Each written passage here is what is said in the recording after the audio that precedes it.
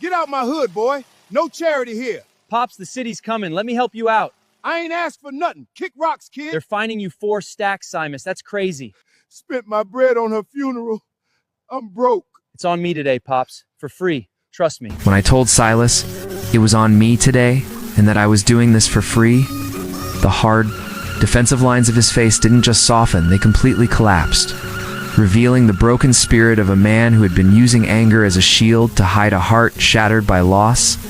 He stood there on the cracked walkway of his old brick home, clutching his leather jacket as if it were the only thing keeping him from falling apart, and admitted that every cent of his bread had been swallowed up by the staggering costs of his daughter's funeral just 3 months ago.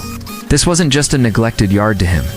It was a graveyard of memories where the tall, choking weeds had become a physical manifestation of his depression. A wild green wall he had allowed to grow because he simply didn't have the strength to face the world that had taken his child away.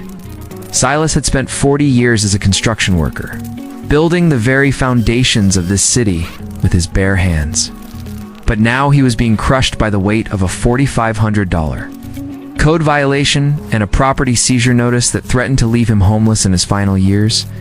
He told me through a voice thick with unshed tears that he had shouted at me to get out of his hood because he was tired of being looked down on by a world that only saw a vagrancy issue instead of a grieving father who was drowning in debt and sorrow. The city didn't care about the decades of labor he'd contributed or the fact that his daughter's sudden passing had left him in a catatonic state of mourning. They only saw the height of the grass and the public nuisance it created.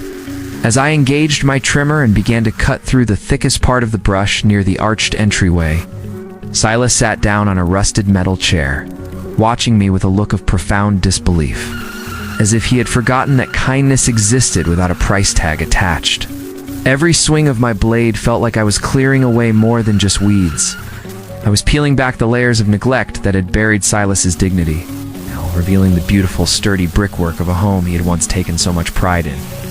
The neighborhood was quiet, but I could feel the tension of the street, a place where people were used to fighting for everything they had and where charity was often viewed with suspicion until it was proven to be genuine. By the time the sun began to dip behind the tall trees, the transformation was staggering. The ocean of grass was gone, replaced by a clean, open yard that finally allowed the house to breathe again.